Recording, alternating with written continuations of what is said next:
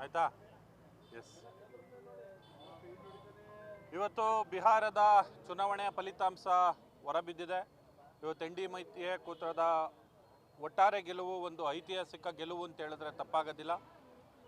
ಏನು ಈ ರಾಷ್ಟ್ರೀಯ ಪಕ್ಷ ಆಗಿರೋ ಕಾಂಗ್ರೆಸ್ಸು ಇಡೀ ದೇಶಾದ್ಯಂತ ಮತಗಳ್ಳತನ ಆಗ್ತಾ ಇದೆ, ಮತವನ್ನು ಕದೀತಾ ಇದ್ದಾರೆ ಅಂತ ಹೇಳ್ಬಿಟ್ಟು ಇಡೀ ದೇಶ ತುಂಬ ಎಲ್ಲ ಡಂಗೂರ ಸಾರ್ಕೊಂಡು ಬಂದರು. ಇವತ್ತು ಬಿಹಾರದ ಮತದಾರರು ಇವತ್ತು ಒಂದು ಸ್ಪಷ್ಟವಾದ ಉತ್ತರವನ್ನು ಇವರೇನು ಕಾಂಗ್ರೆಸ್ ಅವರು ಸುಳ್ಳು ಹೇಳ್ಕೊಂಡು ಬರ್ತಾಯಿದ್ರು ಅದ್ರ ವಿರುದ್ಧವಾಗಿ ಇವತ್ತು ಮತವನ್ನು ಚಲಾಯಿಸಿ ಇವತ್ತು ಎನ್ ಡಿ ಎ ಮೈತ್ರಿಕೂಟಕ್ಕೆ ಒಟ್ಟಾರೆ ಒಂದು ಐತಿಹಾಸಿಕ ಗೆಲುವನ್ನು ನೀಡಿದ್ದಾರೆ.